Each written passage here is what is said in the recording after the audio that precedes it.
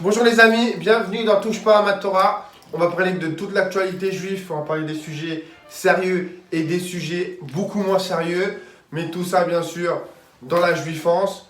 Juifance, je me suis renseigné pour vous, même si personne ne me l'a demandé. Je l'ai fait quand même, je fais ce que je veux, voilà. Je me suis renseigné, le mot juifance, il n'existe pas.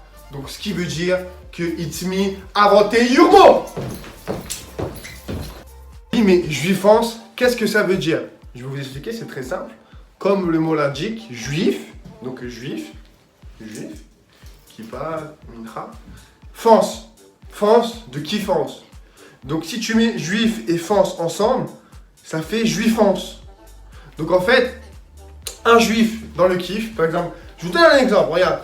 Moi je suis juif, donc je suis en train de kiffer. Ouais, c'est comme ça que je kiffe, me juge pas. Voilà, moi je suis en train de kiffer, donc là c'est un juif qui kiffe, il est dans la juifance. C'est moi qui ai inventé le mot, ça veut dire. Je pensais que juifance, je l'avais entendu, que quelqu'un l'avait dit. Apparemment, j'ai fait des petites recherches de 1 seconde et personne a sorti le mot. Donc si vous dites ce mot, c'est que ça vient de moi. Juifance, tout ça dans la juifance. Dans la kiffance, tout ce qui finit par anse, dans la rifance, dans la halafance. Les amis, aujourd'hui on a une émission de fou. Si vous avez raté les 2 premiers épisodes de Touche pas à ma Torah, le concept il est simple, on va parler de 3 sujets. Sur chaque sujet, il y aura une personne qui va donner son avis sur le sujet. Et bien sûr, on aura le sketch du jour. Mais aujourd'hui, c'est du lourd. C'est du lourd, c'est le très lourd aujourd'hui. C'est pas pour me vanter. Mais celui qui a fait l'émission, préparé l'émission, c'est un génie. C'est moi. Non mais vraiment, aujourd'hui, on a des invités de qualité. Comme le premier, on avait des invités de qualité. Allez voir le deuxième épisode plutôt, qui est sur ma chaîne. Parce que le premier épisode, c'est sur Justor TV. Allez sur Justor TV aussi pour voir le premier épisode Touche pas à ma Torah. Et allez voir aussi d'autres contenus sur Justor TV, c'est vraiment une bonne chaîne. Retour au sérieux les amis, donc aujourd'hui on va parler de pourquoi se convertir au judaïsme est si compliqué. C'est vrai que c'est très compliqué. Ensuite on va parler de les juifs et les musulmans se détestent-ils. C'est vrai que c'est une idée reçue. On va voir, on va en parler tranquille, avec la petite cloque. Et ensuite on va parler de pourquoi les gens ont une mauvaise image d'Israël. Comment ça se fait? D'où ça vient? On a demandé l'avis à une Israélienne. Qui mieux qu'une Israélienne pour parler d'Israël? Et bah voilà. Et bah voilà, le travail, les recherches, les technologies, la... Pour se convertir au judaïsme, c'est très très compliqué. Mais pourquoi c'est si compliqué? C'est vrai, pour se convertir...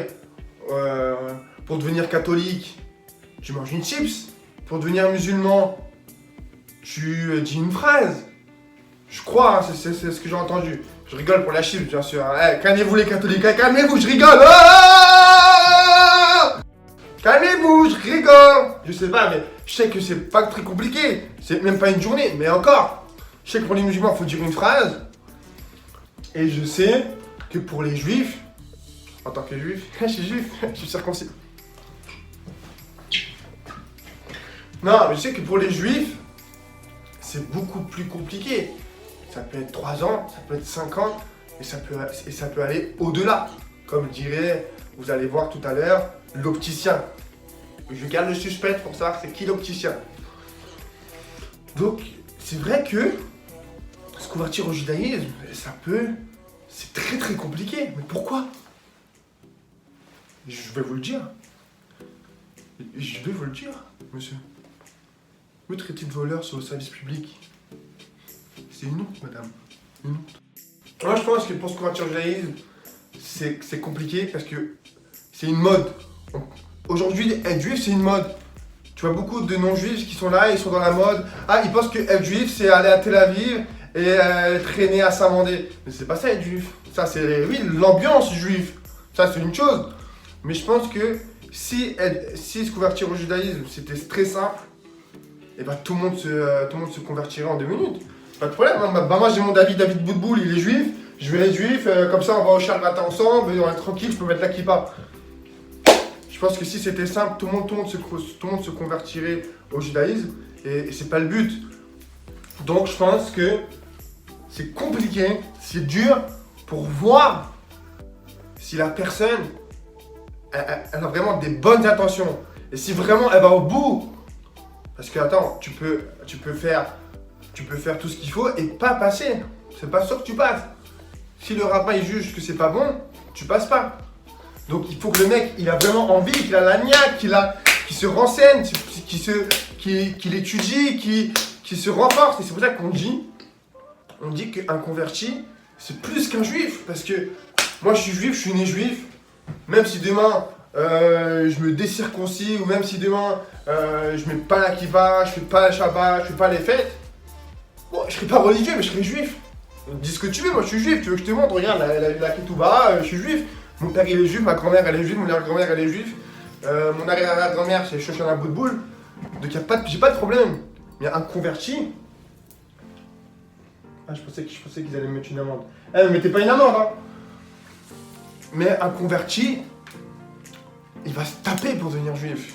Il va se saigner, il connaît tout. Un juif il peut ne pas te connaître, mais un converti, tu lui poses une question, il est là, tac, ah bah ça je connais, j'ai appris. Voilà, et ça je pense que honnêtement, j'ai beaucoup de respect pour les convertis, parce que c'est beau de vouloir se convertir au judaïsme et se donner à fond et de réussir.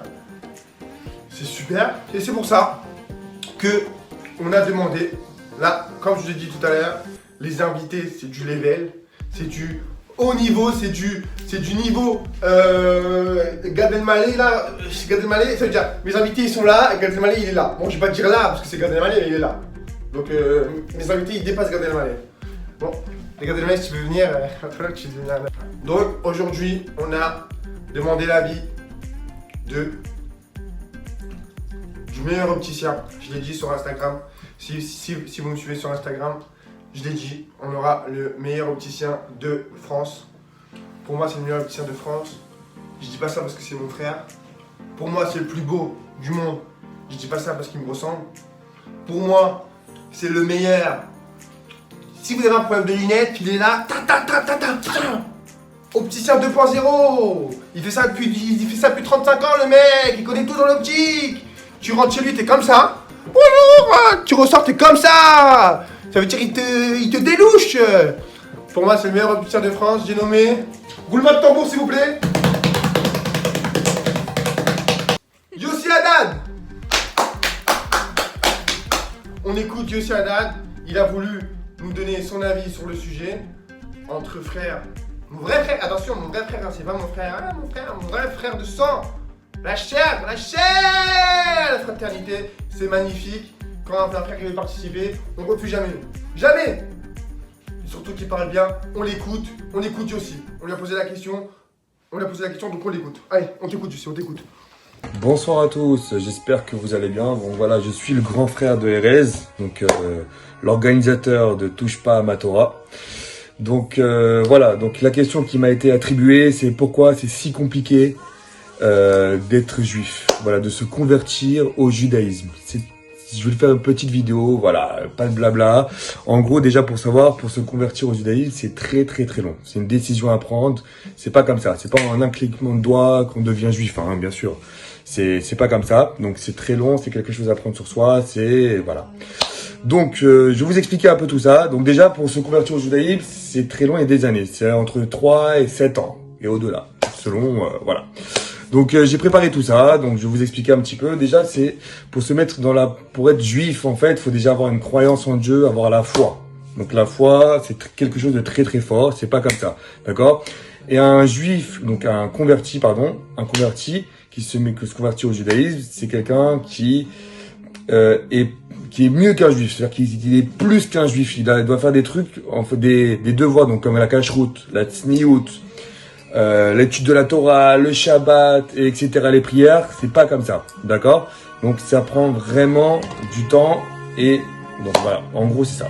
Ensuite, il faut faire plein de choses. Il faut commencer à écrire une lettre à un rabbin, et un manuscrit, donc c'est pas comme ça.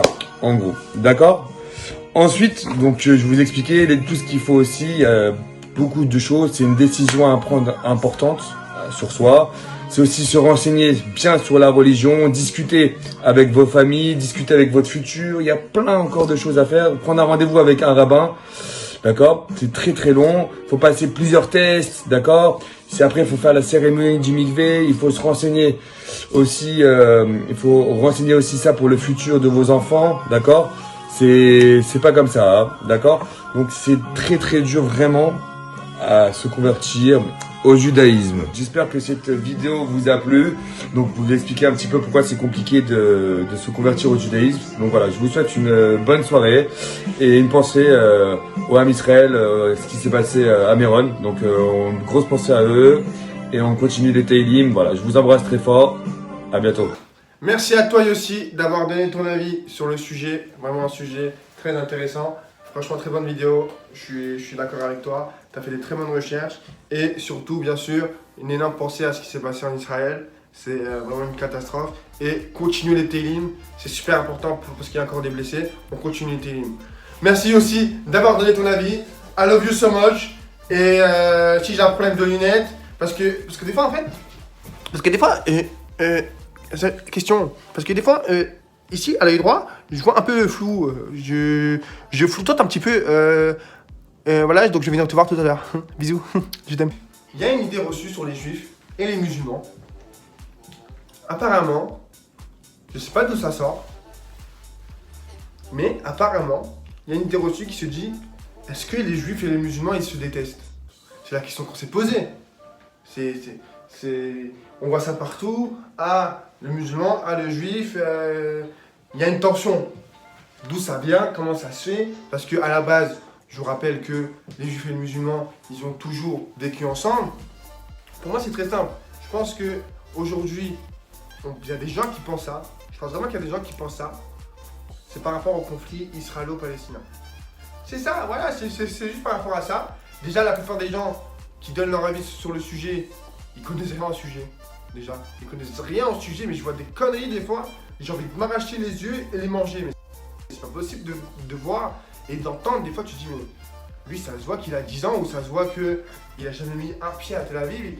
Mais c'est quoi ces conneries? C'est quoi ces conneries? Et je pense que c'est à cause de ces gens-là qu'il y a une tension, une certaine tension, que les gens ils pensent que les juifs et les musulmans ils se détestent. Mais c'est faux. Les juifs et les musulmans ils se détestent pas. La question elle se pose même pas en vrai. Nous on s'est posé la question parce que c'est ce qui ressort le plus. Ah, juif, ah, musulman. Mais les juifs et les musulmans, déjà à la base on dit oui on est cousins, mais on est des frères. Vous voyez pas qu'on se ressemble comme deux gouttes d'eau? Oui, on se ressemble comme deux gouttes d'eau. D'ailleurs, j'ai rien contre les catholiques, j'adore les catholiques aussi, pas de problème. Mais les juifs et les musulmans, c'est la religion qui se ressemble le plus. Même l'hébreu et l'arabe, ça se ressemble énormément. Donc moi, je pense que faut arrêter de dire des bêtises. Avant de parler, si vraiment les gens qui disent ça et qui pensent au conflit israélo-palestinien, avant de parler, d'ouvrir la bouche pour rien, qui crée une haine en plus, allez à Tel Aviv manger un shawarma, allez sur place, allez vous renseigner. Les juifs et les musulmans, ils ne se détestent pas, bien au contraire. Nous, on a toujours grandi avec des musulmans. Les musulmans et les juifs, ils ont toujours vécu ensemble, on joue toujours au foot ensemble, on mange toujours ensemble. Il n'y a qu'à voir en Tunisie. Mes grands-parents et mon père, ils ont vécu en Tunisie, il n'y a jamais eu de problème. Donc faut arrêter les bêtises. Arrêtez, comme dirait Slimane. Viens, on s'aime, on s'en fout. De la monnaie, viens, on s'aime, on s'en fout. De nos défauts, de mon créance. Viens, on s'aime, et c'est pour. J'ai que ce que le pote tu penses. Viens, on s'aime, et le clout. C'est pas que cela que l'on s'est.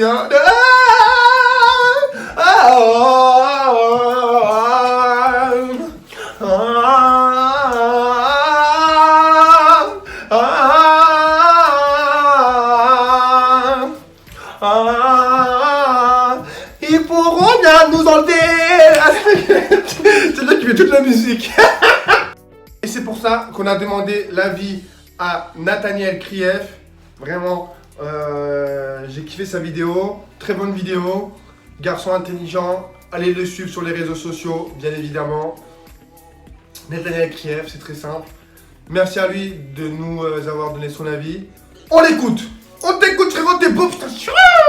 Alors bonjour, moi je me présente, je m'appelle Nathaniel Krief, donc j'ai 18 ans depuis le début avril. Et aujourd'hui je suis appelé par Erez tout simplement pour répondre à une question qui est plutôt complexe mais à la fois facile à répondre.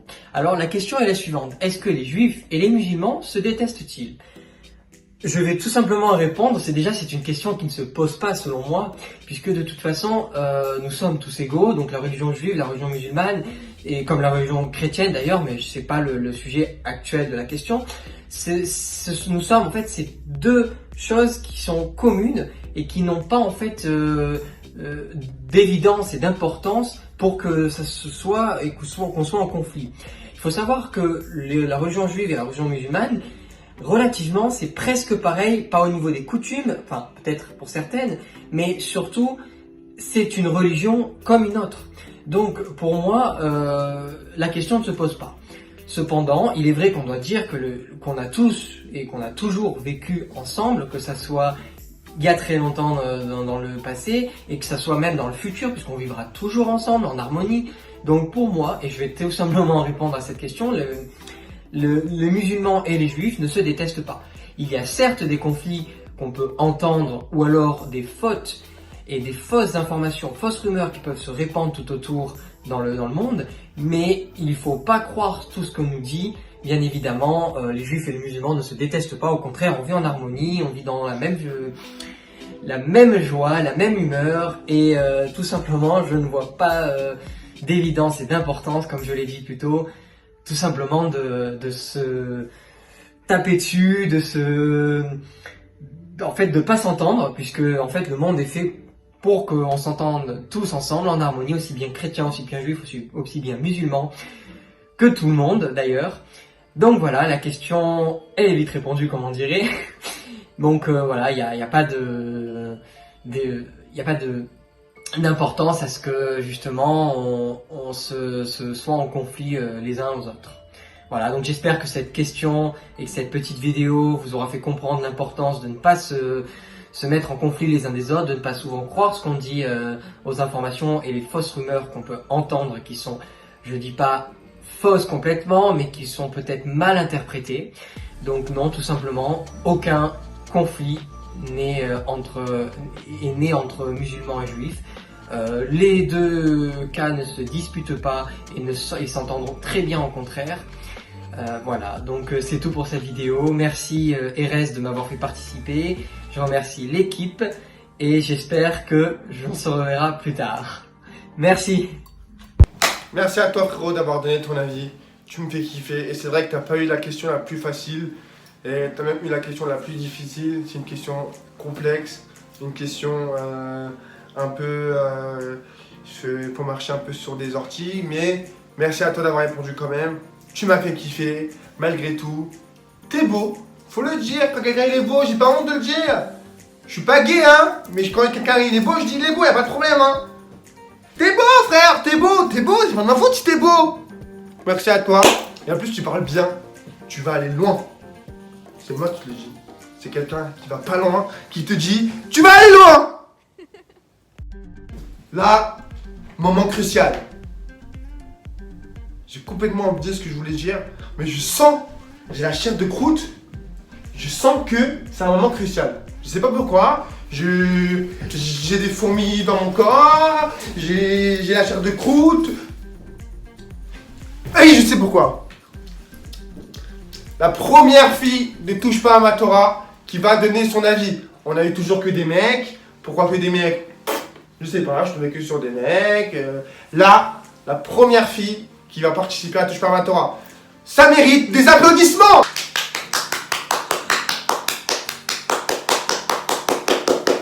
Ça mérite des applaudissements, puisque première fille, c'est important de donner la parole à tout le monde, même, pourquoi pas, dans le futur.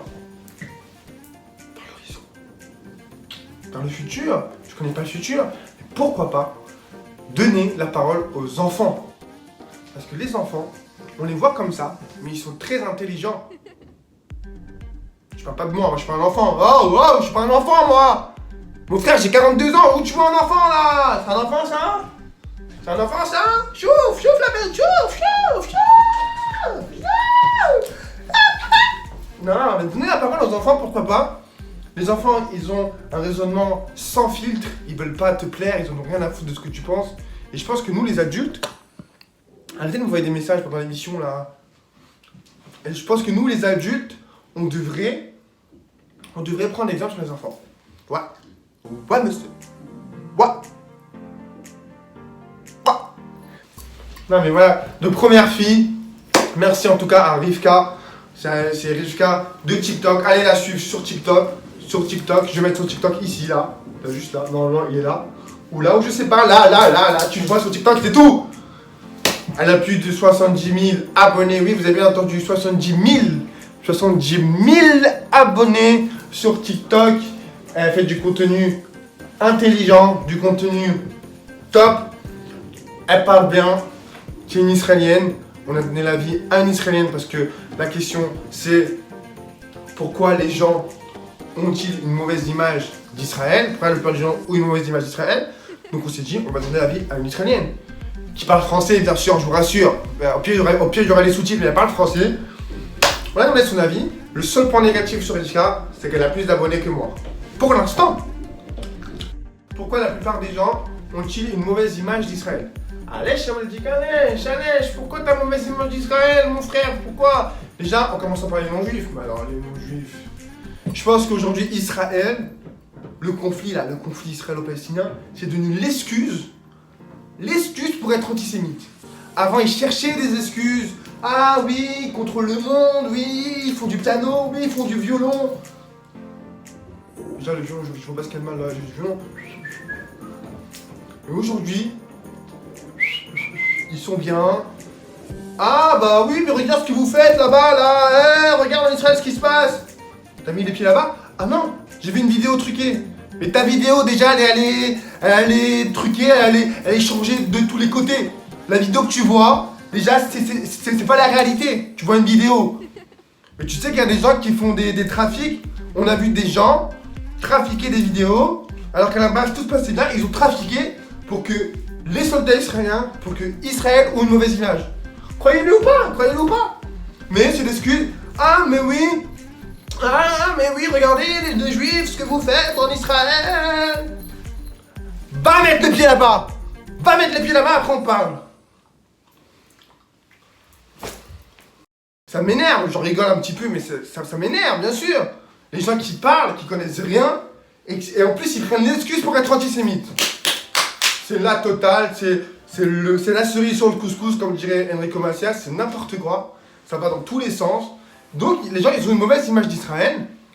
Donc en parlant des non-juifs déjà, ils ont une mauvaise image d'Israël, parce que ça les arrange, parce que grâce à ça, ils peuvent être antisémites tranquilles, ils ont l'excuse. Regarde ce que vous faites en Israël avant de parler. Même les juifs, ils ont une mauvaise image d'Israël. Oui, c'est des voleurs là-bas, ils crient. Parce que c'est vrai qu'en France, c'est bonjour, excusez-moi. C'est le sketch de Gad Elmaleh. Quand tu rentres dans l'ascenseur, t'as 10 000 formes de politesse. Bonjour, ça va? Bonjour, oui, merci, excusez-moi. Allez-y, bonjour, pardon, excusez-moi de vous avoir dérangé. Oui, pardon, excusez-moi, pardon. J'ai un peu trébuché, excusez-moi, pardon. C'est vrai que l'Israël, c'est pas leur mentalité. Et les juifs, ils ont une mauvaise image d'Israël. Ah, mais les juifs, c'est des voleurs. Ah, mais en Israël, ils crient. Ah, mais en Israël, c'est la guerre. Les juifs, hein, c'est en guerre là-bas. Même eux, ils nous ont mis les pieds là-bas. Incroyable. Oui, mais en Israël, c'est des voleurs. Oui, ils crient. Oui, en Israël, c'est en guerre. Que des bêtises. Putain, quand je vais à Tel Aviv, je kiffe ma race. Je entends déjà en tant que juif. Parce que c'est un kiff des fois d'être entre juifs. T'es là, putain, c'est un kiff. T'as l'impression d'être à la maison. T'es là, waouh, tu kiffes, waouh, t'es là, t'es bien, t'es là, vite. Tu prends une petite pastèque, tu prends un petit charlotte, tu kiffes, t'es là. Je sais pas, t'es bien. Moi, je kiffe.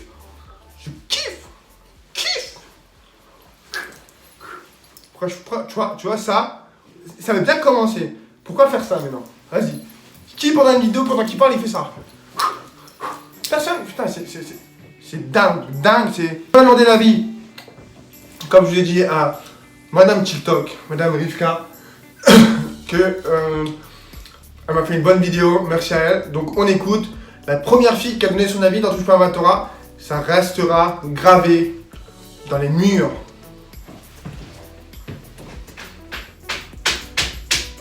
De Touche pas à ma Torah. Première fille qui donne son avis, on l'écoute. Coucou, je m'appelle Rivka, je vis à Jérusalem et je vais vous répondre à la question de Erez. Pourquoi les gens en général ont une mauvaise image d'Israël? À mon avis, la raison pour laquelle les gens ont une mauvaise image d'Israël, c'est parce qu'on a l'impression qu'Israël c'est un pays qui est tout le temps en guerre. Que les gens sont mal polis, qui font que klaxonner toute la journée, que la vie elle est chère là-bas, on a du mal à trouver du travail, qu'il n'y a pas d'aide financière. Bah, c'est tout ce que j'entendais quand j'habitais en France. Et pourtant maintenant j'habite là et je kiffe en Israël, on se sent à la maison, on est entre juifs, on a l'impression que c'est les vacances toute l'année. Il y a des aides, il y a l'Ardout du Ham Israël et on kiffe. Bah, au Hachem, on est à la maison. Venez en Israël. Merci à toi, Rivka, d'avoir donné ton avis sur le sujet. Merci beaucoup. Vraiment, c'était une très bonne vidéo. J'ai kiffé. Merci à toi. Et bien sûr, allez la suivre sur TikTok. Très important. Les amis, l'heure est grave. C'est l'heure du combat. Non, je rigole, t'imagines. Il y a quelqu'un que j'adore beaucoup, que je kiffe ses vidéos, qui m'a dit sur Instagram, c'est quoi le concept de Touche pas à ma Torah, comment ça se passe. Je dis voilà, nana, toi vu que t'es un génie pour faire des sketchs, en tout cas ce que j'ai vu, moi je l'adore. Et je lui ai dit si tu veux, est-ce que tu veux me donner un de tes sketchs pour Touche pas à ma Torah? Il m'a dit frérot, avec plaisir, est-ce que je dois faire un sketch original ou il faut que je t'envoie? Bon, je sais pas si vous me connaissez un petit peu, si vous me connaissez pas, je me présente, je m'appelle Henri. Non, si vous me connaissez pas, je suis quelqu'un qui fait tout dernière minute.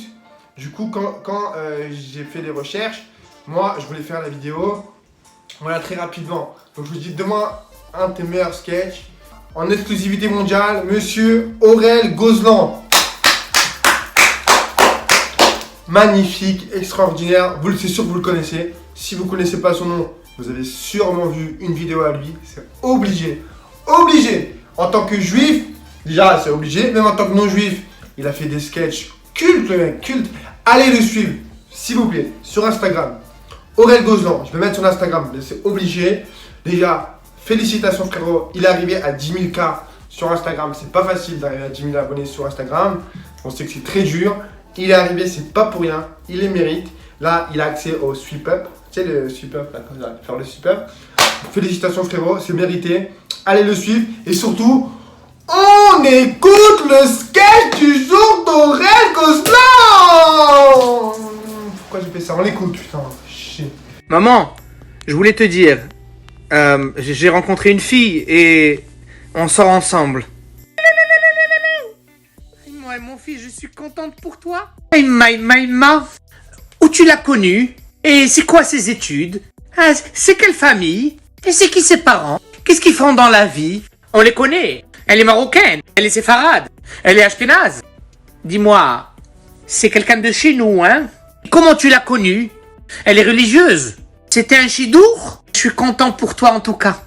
Mazal tov. Ah, comment elle s'appelle? Moi et elle, ça va très bien. On va se fiancer cette semaine. Ah, Mazal tov, je suis contente. Dis-moi, vous êtes prêts? Où vous allez le faire? Où tu vas faire la bague? Mais non, je connais Bouskila de la Plaza. Il est bijoutier depuis Marrakech. Il va te faire un très bon prix en plus. Je connais toute sa famille. Elle sait cuisiner. Tu veux que je lui apprenne? Emma, vous allez vous marier. Et combien d'enfants vous allez avoir? Il faut pas attendre, hein, vous êtes pas jeune. Tu vas pas oublier ta famille, hein? Tous les jours, tu m'appelles 2 fois. Tous les vendredis soirs à la maison. Un Shabbat ici, un Shabbat là-bas. Et qui tu vas inviter pour le mariage? Les Dayan, il y a les Cohen, il y a les Marciano, il y a les Lévi, il y a les Korkos, il y a les... Hein? Comment ça, il nous a pas invité Korkos à la bar mitzvah la dernière fois? Ah, ça va, alors on l'invite pas nous non plus, ça y est, je t'ai enlevé une famille. Ça va être séparé. Quoi, Pourquoi tu vas mettre le mur au milieu? Non, ça me dérange pas. Tu fais ce que tu veux. C'est ton mariage, c'est pas le mien. Tu vas prendre un disque jockey. Vidéo et photographe 12 000 $. C'est du vol. Pourquoi vous allez faire un film de Hollywood? Pourquoi le vidéographe c'est Steven Spielberg? Dis-lui que vous êtes des jeunes, vous commencez votre vie, alors qu'il vous descend le prix. Et le traiteur? Hein? Là, pas celui-là. Non, dis-moi, j'étais au mariage d'Ella Luz l'année dernière. La bouffe, elle était froide. Le poisson, il était pourri. La moufletta, elle était dure. Je me suis cassé dedans. Non. Je vais à Hazan. Ah oui, et il a dit oui? Ok. Ben, c'est bien. Nous, pour notre mariage, on avait eu Azoulay. Maïma, quelle belle voix il avait. Pourquoi tu le prends pas Azoulay? Et alors, si ça fait 20 ans? Ou le henna, le henné, tu vas le faire le jeudi soir avant ou pendant le mariage? Maïma, il faut que j'appelle Sylvie pour qu'elle me prête la grande robe. Hein? Comment elle veut pas mettre la grande robe? C'est la Aïda, tout le monde le met, alors? Et après le mariage, où vous allez habiter? Et ouais, nous on est à Ville-Saint-Laurent, ce serait bien, regarde, cherche à Saint-Laurent, comme ça on se voit, on est proche. Ah, jusque là-bas vous allez aller. Ah, ok. Non, j'ai rien à dire, non, c'est ta vie, c'est toi qui décides. Non, là, ne change rien. Écoute, tu fais ce que tu veux. Après le mariage, tous les gâteaux que vous avez qui restent, vous les ramenez à la maison. Haram, vous les jetez pas. Moi j'ai encore le paille de mon fiançailles, de il y a 35 ans, encore dans le congélateur.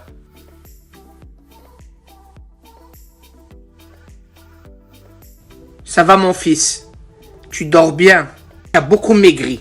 Ça va, tu manges bien, tu n'as pas faim. Je te demande, quand tu veux. Moi il y a de la nourriture chez moi, tu viens, tu manges, tant que tu veux.